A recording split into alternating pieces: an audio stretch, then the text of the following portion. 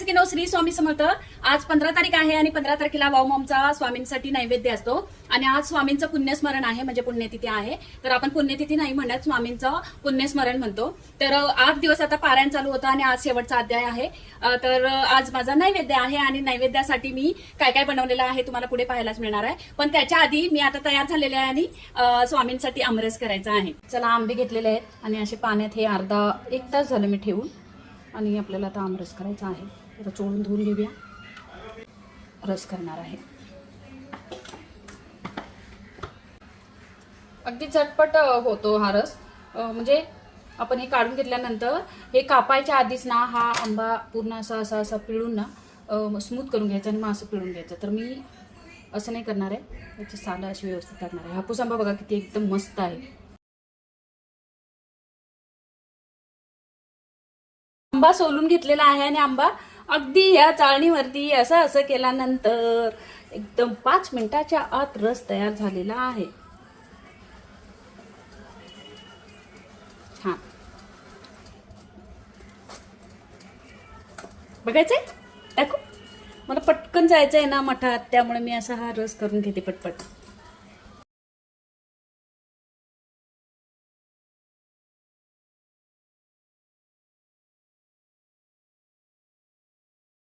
त्यावेळेला बाकीचा करून घेते. तर हा असा आंब्याचा रस तयार झालेला आहे. एका आंब्याचा रस मी करून घेतलेला आहे, बाकीच्या आंब्याचा रस इनू करते. तर मी रस कसा केलेला आहे आमरस ते दाखवण्यासाठी तुम्हाला एकच आंब्याचा केलेला आहे. आणि ह्याच्यामध्ये हे जायफळ किसलेलं आहे आणि अगदी थोडीशी वेलची पावडर,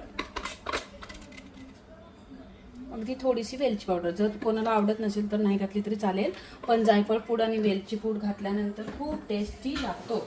आणि 1 चिमूट मीठ आणि पटकन डब्यामध्ये ओतून मी नैवेद्य भरून घेते. चला, छान तयार झालेला आहे रस. आणि बाकीचा रस मी दुसऱ्या डब्यामध्ये घेणार आहे.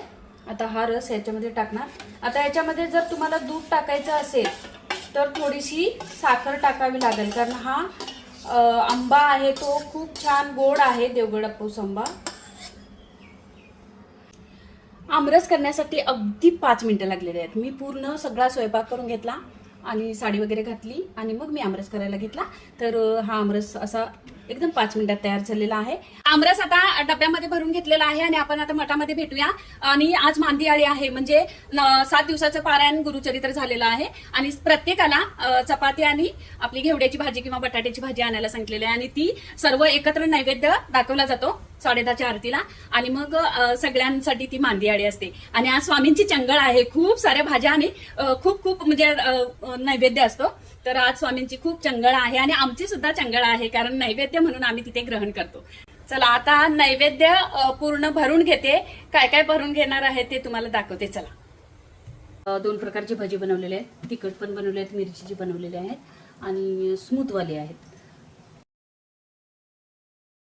ताटातनी भरायची आहे म्हणून मी ते डब्यातून घेऊन जाते. ही बटाट्याची भाजी, तिची भाजी, ही आहे घेवड्याची भाजी, ही कैरी डाळ केलेली आहे. डाळ दिसून आले पण चटणीसारखं छान झाले. पुरणपोळी स्वामींच्या आवडीची. आणि 6 नैवेद्य असल्यामुळे मी छोट्या पोळ्या पण बनवलेल्या आहेत बस. चला, आणि वरण भात आणि दही भात. तर इथे मी वरण ह्या डब्यामध्ये घेतले, दही एका डब्यामध्ये घेणार. भरून घेतलेलं आहे, बाकीचं सर्व भरून घेतलेलं आहे. आपण नैवेद्याचं ताट आता तिकडे दही तिथे डब्यात काढूया ना.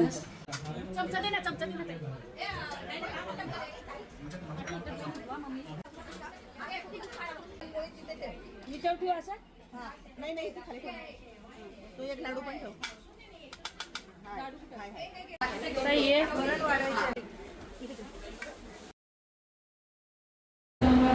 श्री स्वामी समर्थ, श्री स्वामी समर्थ, श्री स्वामी समर्थ, श्री स्वामी समर्थ, श्री स्वामी समर्थ, श्री स्वामी समर्थ, श्री समर्थ, श्री स्वामी समर्थ, श्री स्वामी समर्थ, श्री स्वामी समर्थ, श्री स्वामी समर्थ. त्याच्या कथा पडतात आणि सर्वात समीकरण प्रसंग सत्यचे प्रमाणित ब्राह्मणा हे पराणा भोजना पुत्रकालचे काही जेव्हा घेऊन गुरु सवा त्याला कधी ती यात्रा भाव वरे त्याची त्याच्याशी आनंद व्रत धर्मराजवर सांगायचा त्याची कथा सायंकाळ प्रथा सांगून कथा व्रत करायची त्यावेळी काय संतोकार भक्तारचे श्रीफळत राहून दाखिण्याचे शिवरात्री पुण्यकथा त्याचे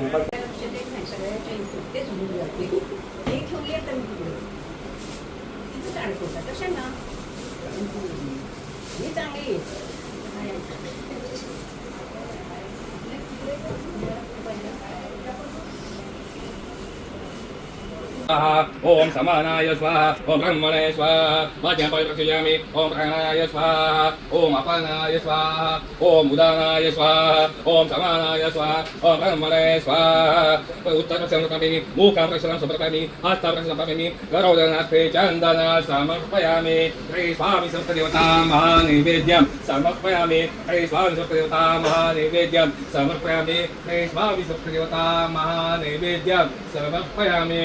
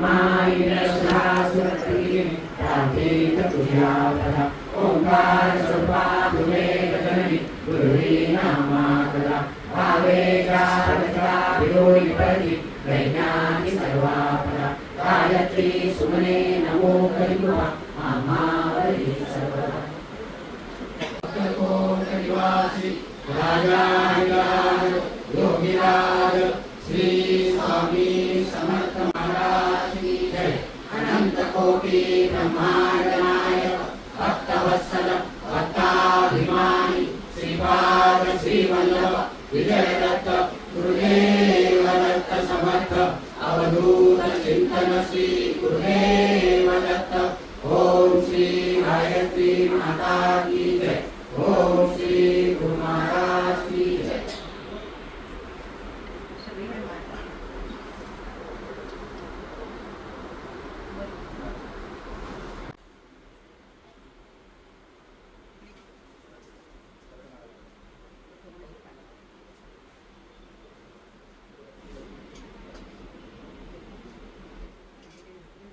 सद्गुरुनाथा हात जोडितो अंत नको पाहू, उतरुनी मनीचे इत गुज सारे वद कवना लावू, त्रिशूलिनी समसी अमरितार्थ तू किती कुलशीन देऊ, हृदयी वससी कळीनच दिससी ऐसे तुझ पाहू। सद्गुरुनाथा हात जोडितो अंत नको पाहू, उकलुनी मनीचे इत गुज सारे वद कवना लावू, कुठे नव्हे तव उपकारा जरी तनु तुझ वाहू। सद्गुरुनाथा हात जोडितो अंत नको पाहू, उकलुनी मनीचे इत गुज सारे वद कवना लावू, अजान हात बल भ्रमित मनीची तळमळ कशी साहू, निरसुनी माया लावी अनुभव रचिती नको पाहू। सद्गुरुनाथा हात जोडितो अंत नको पाहू, उकलुनी मनीचे इत गुज सारे वद कवना लावू।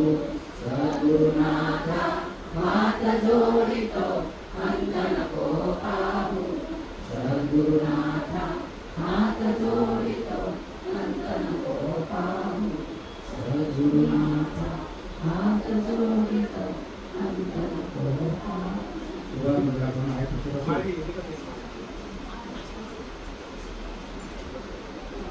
स्वामी समर्थ, श्री स्वामी समर्थ, श्री स्वामी समर्थ, समर्थ महाराज की जय। श्री गुरुदेव दत्त, श्री त्र्यंबकेश्वर महाराज माता की, माता की, भारत माता की जय।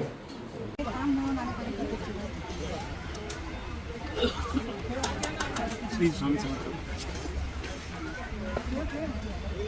श्री स्वामी समर्थ, ही आपली मांदियाळी आहे ना, श्री स्वामी समर्थ। सर्वांनी भाज्या आणलेल्या आणि चपाती आणलेली, पुरणपोळी आणलेली, म्हणजे माऊमामचा पण प्रसाद आहे।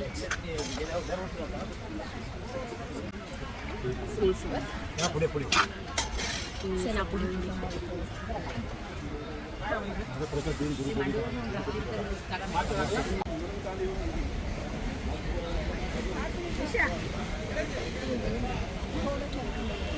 जायला पाय दुखतात त्या ठिकाणी या, जागा बदललेल्या तिथे।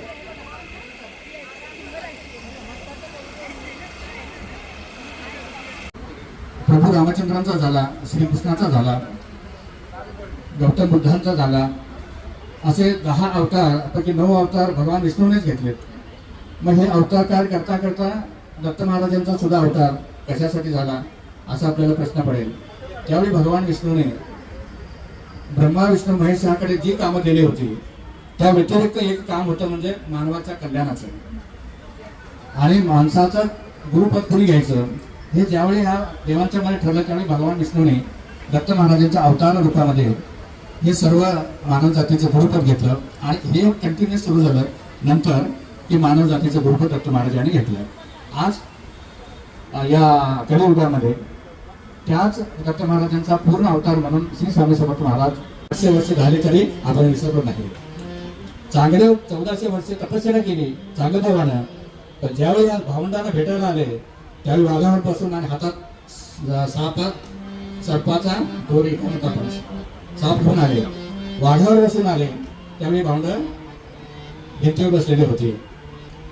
1400 वर्षे तपश्चर्या केलेल्या चांगदेवांना भेटायला भावंड ज्यावेळी सामोरे गेले त्यावेळी भिंत चालवली आणि त्या चांगदेवांना भेटलेले आहेत। कोण श्रेष्ठ आहे? 1400 वर्ष तपश्चर्या करणारा चांगदेव श्रेष्ठ आहे की जगाने ज्याची अवहेलना केली त्या आपल्या ज्ञानेश्वर माऊलींची विचार होणं श्रेष्ठ आहेत. त्यावेळी लोकांना प्रश्न पडला, अरे आपल्यापेक्षा सुद्धा श्रेष्ठ माणसं जगामध्ये असतात, मोठी असतात, श्रेष्ठ असतात आणि ते दाखवून दिलं माऊलीने. एकदाच दाखवलं, परत भिंत चालवली नाही. हे लक्षात ठेवा. ही भारतामध्ये सगळ्यात मोठी योगाची क्रिया केलेली आहे आणि म्हणून आपण नतमस्तक होतो. स्वामी समर्थ जय जय स्वामी समर्थ श्री स्वामी समर्थ जय जय स्वामी समर्थ. काय आहे ते आपण थोडक्यात समजून घेऊया एक 15-20 मिनिटांमध्ये. श्री गणेशाय नमः, श्री सरस्वती नमः, श्री गुरुदेव नमः, श्री कुलदेवताय नमः, श्री अक्रोटपुर निवासी पूर्णदत्तावतार दिगंबर केवले स्वामी राजाय नमः. ब्रह्मानंदं परमसुखदं केवलं ज्ञानमूर्ति द्वन्द्वातीतं गगनसदृशं तत्त्वमस्यामि लक्ष्यम् एकं नित्यं विमलमचलं सर्वधि साक्षीभूतं भावातीतं त्रिगुणरहितं सद्गुरो तं नमामि. गुरुर्ब्रह्मा गुरुर्विष्णु गुरुर्देवो महेश्वरा गुरुर्साक्षात् परब्रह्म तस्मै श्री गुरवे नमः. श्री स्वामी समर्थ महाराज की जय. ओम रक्तांग रक्तवर्ण पद्मनेत्र सुवासवदनं कंठाटु बीजमाला दंडकमलोदर